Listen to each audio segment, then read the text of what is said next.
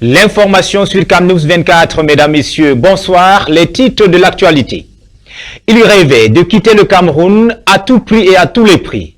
Pour réaliser leur ambition, ils ont déterré des squelettes humains qu'ils comptaient écouler à 18 millions de francs CFA. Un choix immoral pour l'immigration qu'ils ont expliqué devant les autorités judiciaires de la région de l'Ouest.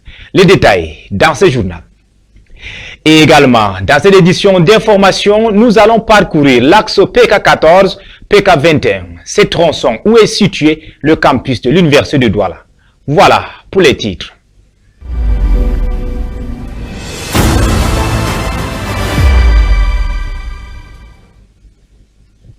Mesdames, Messieurs, vous faites bien de vous informer sur CamNews 24 IDFM en direct de Garoua, dans le Nord Cameroun. Et merci de choisir nos antennes. Ouvrons ce journal par la présidentielle de 2025 pour dire que c'était une mobilisation totale ce jour à Maroua, capitale régionale de l'extrême nord, où le candidat de grandeur et de l'espérance, le RDPC, son excellence au Paul Biya, a été accueilli chaleureusement par des milliers de militants et sympathisants du Parti de la Flamme. Et c'est bien le stade de Yaya Daïrou de Maroua qui a servi de cadre à cette visite officielle du chef de l'État. Nous y reviendrons en détail sur cette actualité dans nos prochaines éditions d'information. Nous vous le disions à l'entame de cette édition d'information, mesdames, messieurs, quitter le Cameroun coûte que coûte, c'est le motif avancé par de jeunes hommes interpellés à Bandjoum, dans la région de l'Ouest, en possession du sac contenant des squelettes humains. Leur objectif, vendre les ossements pour 18 millions de francs CFA afin de financer leur projet d'immigration. Les détails, c'est dans cet élément de Viviane Tonfa. Plus de 300 os, fruits de l'exhumation de 2 cadavres humains, retrouvés entre les mains de ces jeunes. Ils s'apprêtaient à écouler leurs curieuses marchandises pour une valeur de 18 millions de francs CFA quand ils ont été happés par les éléments de la compagnie de gendarmerie de Bandjoun dans le département du Konké. Les capteurs sur le terrain nous ont donné l'information et nous avons pu appâter ces malfrats. Pour l'heure, l'identité des cadavres exhumés n'a pas été dévoilée, mais l'on sait que l'opération a été faite à Bamendjou, dans le département des Hauts-Plateaux. Selon la gendarmerie, les suspects interpellés seraient coutumiers du fait. Une opération qu'ils ont l'habitude de faire et ils sont aussi poursuivis pour non seulement le trafic d'ossements humains, mais aussi pour les différents vols engagés qu'ils ont fait dans la circonscription du département du Konké. Ces ossements humains, apprend-on, avaient pour destination finale certains pays voisins du Cameroun. C'est destiné particulièrement au Nigeria. Il y a des pratiques dites de sorcellerie, de ceci pour certains pays. Un des suspects dit avoir été réticent à s'engager dans cette sale besogne, mais a finalement été convaincu par son ami qui lui présentait cette activité comme moyen de se faire de l'argent nécessaire pour aller en aventure.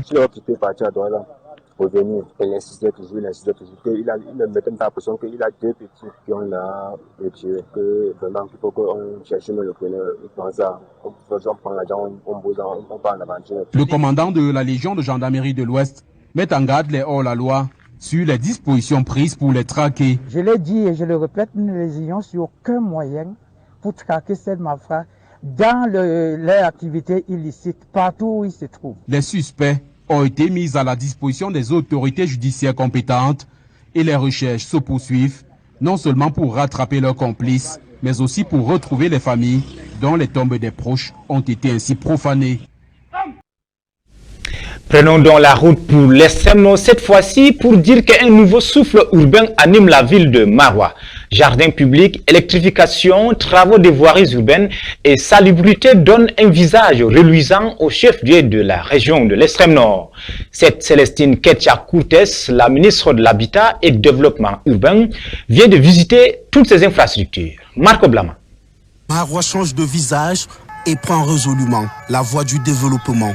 Les projets C22, PDVIR et les travaux de drainage ont permis de remodeler plusieurs quartiers de la ville.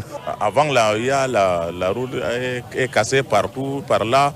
Mais maintenant, là, c'est bien arrangé. En réceptionnant ces réalisations, le ministre de l'Habitat et du Développement urbain a exprimé toute sa satisfaction. Je suis très heureuse de ce que j'ai vu. Très heureuse de la transformation de ma ville natale par le président de la République. Ce sont près de 100 milliards que le président de la République a voulu investir dans Maroua. Heureuse, Célestine Ketcha-Cortez a promis de transmettre fidèlement au chef de l'État le message de reconnaissance des habitants de Maroua. Je vais quitter Maroua très heureuse de ce que j'ai vu. Et je dirais au président de la République que les populations, à travers Sa Majesté, m'ont dit que comme à chaque fois, sa fille aînée l'attend pour le lancement de la campagne.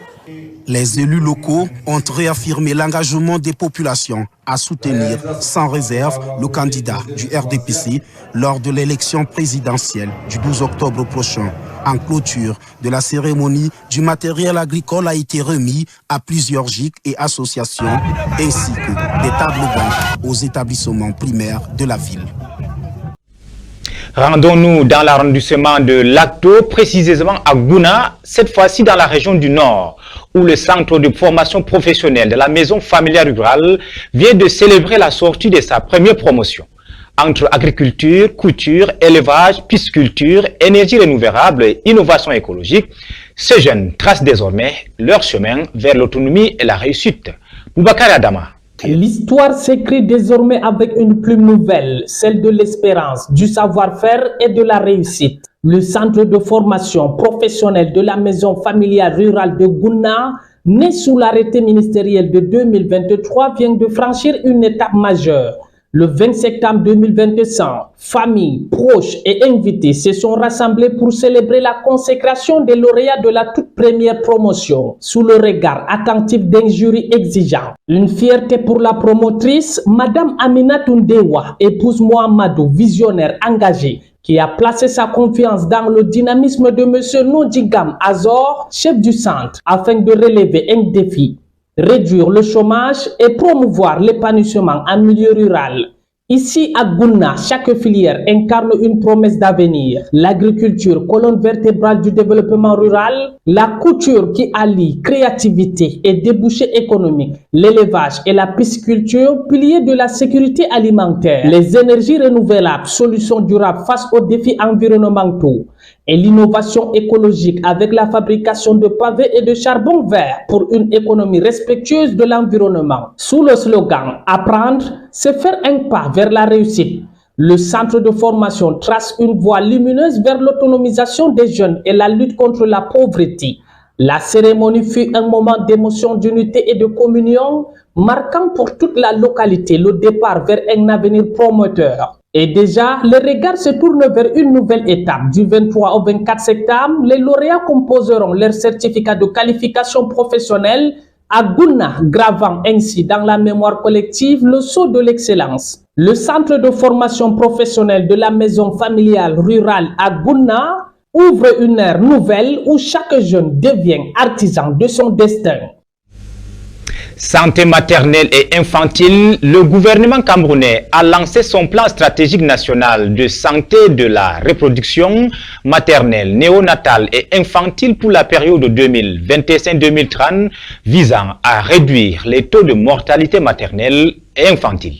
Ce plan ambitionne de combler les lacunes dans l'accès aux soins de santé, en particulier dans les régions rurales et celles touchées par les crises sécuritaires. Gisèle Kougan et Ivan Selmo, Tadioufou. La santé maternelle, infantile et nutritionnelle fait partie intégrante des objectifs de développement durable ODD, notamment l'ODD 3, qui s'attelle à la santé et au bien-être de tous à travers une prise en charge nettement améliorative de la santé procréative, maternelle et infantile, en réduisant significativement les principales maladies mentales, environnementales et transmissibles ou non transmissibles. C'est ainsi que le Cameroun a élaboré, avec le concours du Centre africain de contrôle et de prévention des maladies, et de ses partenaires, son plan stratégique national pour l'amélioration de la santé maternelle, infantile et nutritionnelle sur la période 2025-2030. Lancé le 13 mars 2025, ce plan s'inscrit en droite ligne des efforts généraux fournis pour atteindre les objectifs de développement durable. Cette boussole insiste sur la couverture santé universelle à travers le chèque santé, la gratuité du traitement du paludisme chez les enfants âgés de moins de 5 ans et l'accès aux soins de santé reproductive pour les adolescents, les jeunes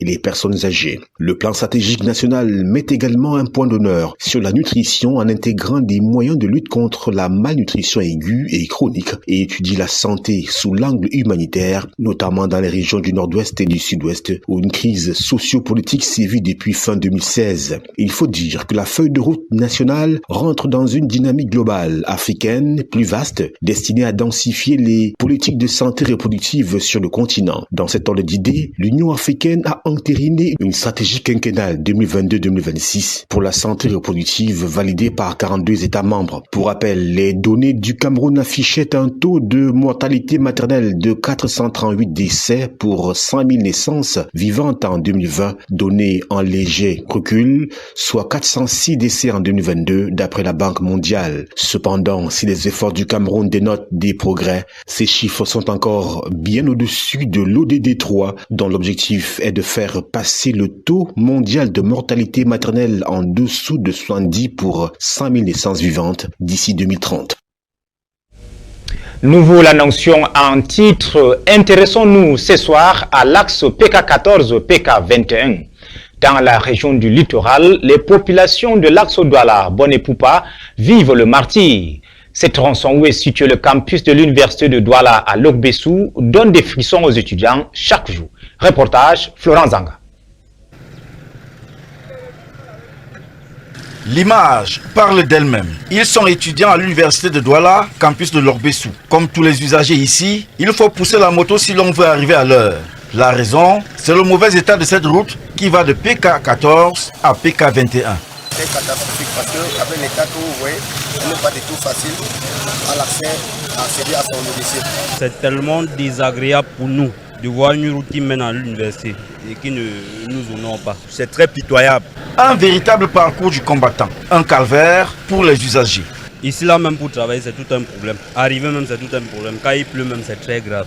La conséquence première, la voici. Ils sont en majorité étudiants, bloqués par les bouchons. Il faut passer près d'une heure pour parcourir ces 500 mètres d'embouteillage à défaut d'aller à pied. Nuit et jour avec les embouteillages.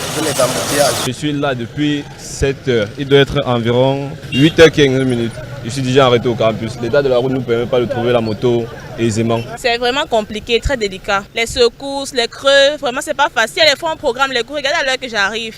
Les prix ont monté, ça varie. Je prends presque 2 motos pour arriver ici chaque matin. C'est trop, c'est difficile. Très étonnant pour les populations. Elles disent que la route est en chantier depuis près de 10 ans. Jusque-là, rien n'a bougé. Tout le temps, notre cher ministre arrive ici, il fait des trucs, mais on s'en rend compte que c'est comme c'était que on ne comprend pas, les entrepreneurs ne font rien, et on voit les engins en route, on ne travaille pas, on ne comprend rien. Et ça devient vraiment très embêtant pour nous, vraiment. Le sort de ces étudiants et des populations riveraines ici repose dans les tiroirs du ministère des Travaux publics. Et c'est la fin de cette édition d'information du 20h du 7 octobre 2025 sur CamNews 24 DFM 103 en direct de Garoua dans le Nord Cameroun. Merci pour votre fidélité. Restez en compagnie de nos programmes qui se poursuivent. Douce nuit à tous.